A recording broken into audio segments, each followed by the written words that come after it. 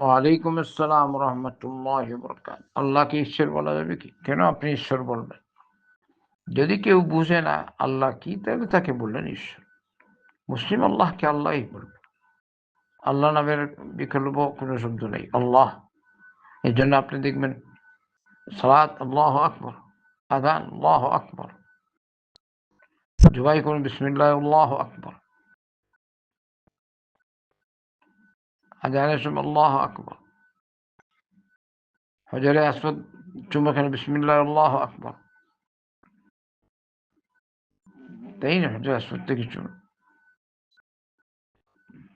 কঙ্কর মারতে সময় হজে আল্লাহু আকবার বলে মারা, আল্লাহর বড়ত্ব প্রকাশ।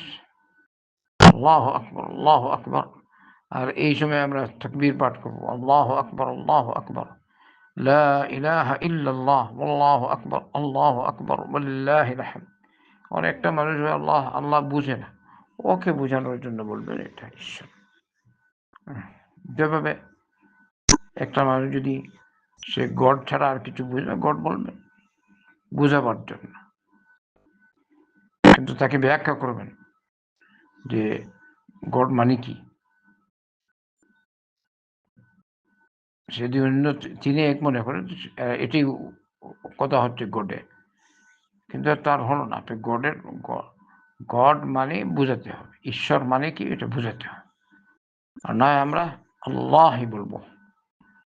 বারাকাল্লাহু ফিক।